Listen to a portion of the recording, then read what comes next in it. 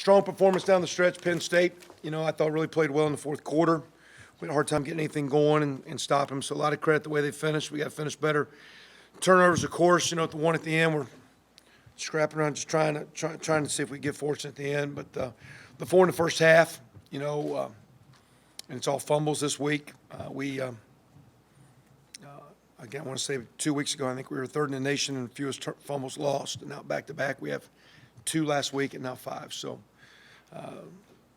the one that hits us on the punt, gives them a 4-yard touchdown, scoop and score at the end. That's the difference. But really, it just kept our offense out of the end zone. I thought our defense battled, did a great job in the run game, did a great job hemming up Barkley. I'm sure the ankle injury they had to McSorley limited him. And at the same time, because you're up there trying to stop a premier running back that's running good, there's a lot of one-on-ones, and they made some one-on-one battles. And when you're out there one-on-one, those guys on the island can't hide. I think we did have 16 tackles for loss or sacks. And when you got the sacks, sometimes it is coverage. So it's not like our coverage was bad today. Just we, got some guys. They got some big guys like we do. We made our fair share of one-on-one plays with Westbrook and those guys and Camion Patrick and whatnot. So a little bit of football. They made a few more plays, and unfortunately our turnovers killed us. So I didn't like as hard as we played, and as proud as you are, and as much as you love them, we got to finish better, and I got to coach a little bit better as far as just play calling to get the offense going down the stretch. Questions? Kevin, on the fourth and, I think, goal down at the 2-yard line, you had the Wildcat in there initially, then you called timeout, and then you had Lego on the sprint out pass.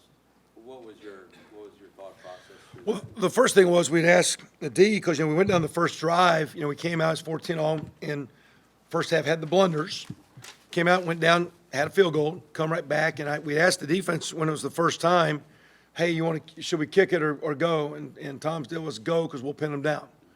And so that was our thought of going for it because there's, and then, the big package worked a little bit. We didn't do it a lot today, but we kind of got in the rhythm when we did it. I kind of felt if we took about it was closer to 2 than 1. Initially I thought it was maybe, when you really looked at it was 1 3/4. It was about a good 2 full yards. I didn't know. I would have thought they would have sold out if we'd have put that package. So we actually went to the play that we scored on the first time with Ricky. They played a different coverage. We tried instead of man, where we got it rubbed the first time, on a little switch action they were doing. Whatever this was, just we had to fit one in. We didn't. Or had to hit Mitchell in the back, and they made the play. Okay. With 11:06 to play, you guys retook the lead. It was a pass to Westbrook, 40-yarder. Then you get the ball back with 3-point lead, 8 minutes to play at the 20. But you went Wildcat again. What was your thinking there? Kind of like before, we thought we needed to.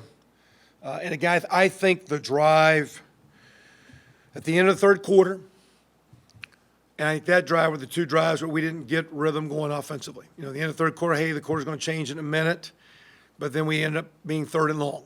And we start the fourth quarter 3rd and long. And the way Penn State is, if they get their cleats in the ground and they get you zeroed in, the pocket kind of collapses and you don't have all day and you get worked. In our world, when we get a little bit of rhythm going and, get a little bit of flow, we're a little bit better. So that first drive, I thought that drive in the ending of the third quarter, and I think the drive you're talking about, Andy, were 2 that we got a rhythm. Hey, let's stick a run in here. It worked a little bit before, as we're talking about, let's stick it, and we got a holding call. So now it's 1st and 20. And we subbed, and now you sub, you're out of whack. And second down, I believe we tried a screen that our tailback got caught up and didn't get there.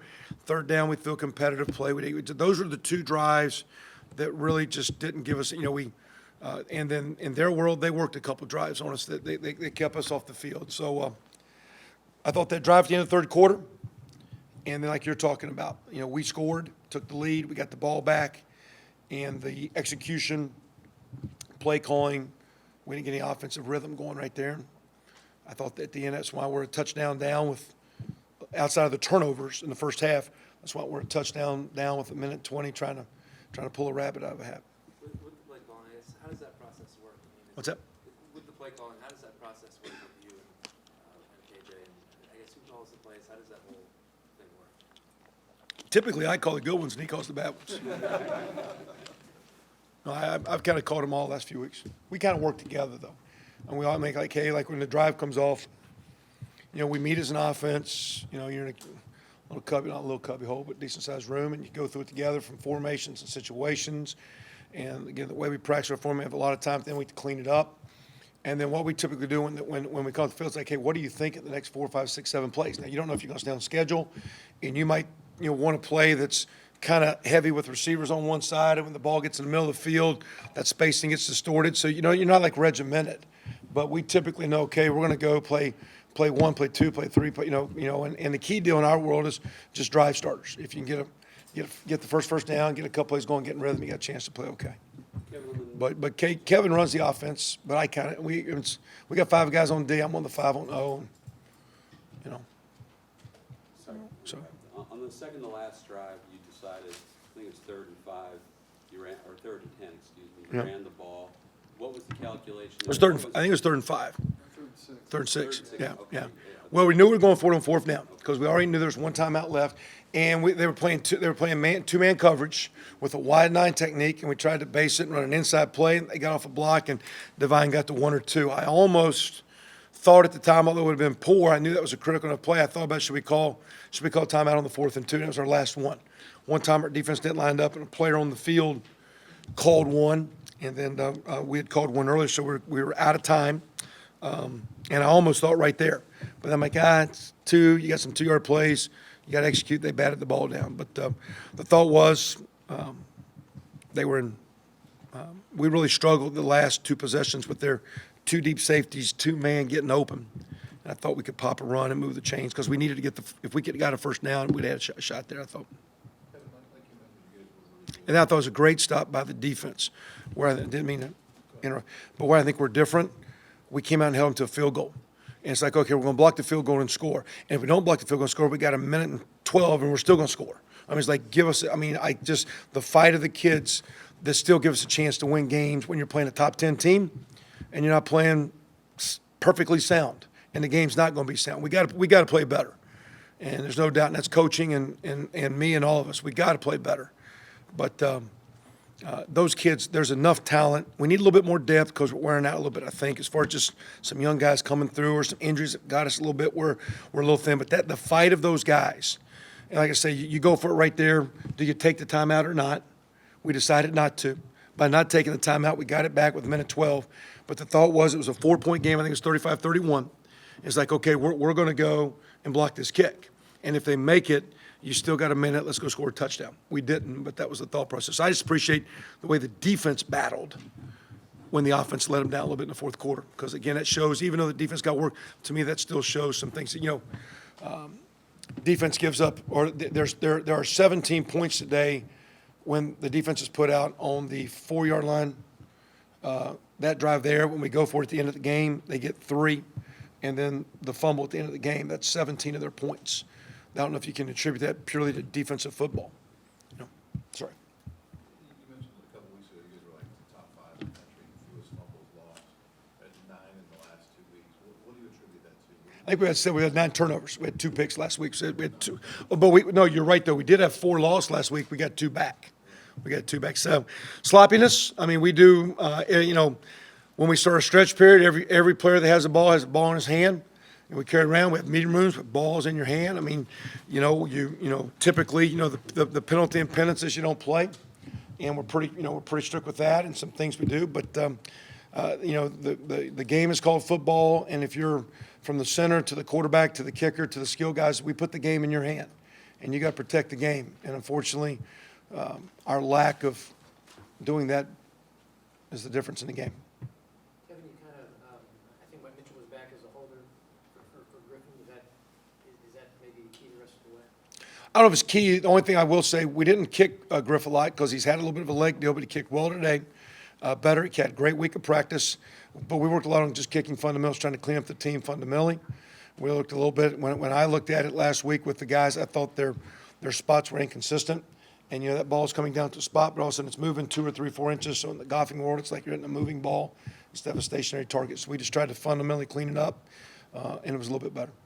Coach, the defense had 15 tackles for loss, season high. Saquon Barkley didn't get much going during the game. How well do you think the front 7 played? Very good. Also, too, when you say some of those sacks, we did give up some one-on-one plays, but some of those sacks are when you are covering them, and it takes time to get there and all that. So, one, it's a credit to the team. A lot of times at one time, I want to say, he bounced off a tackle, Richard made a tackle for a 1-yard gain. But it was, it's working as team, it's keeping leverage.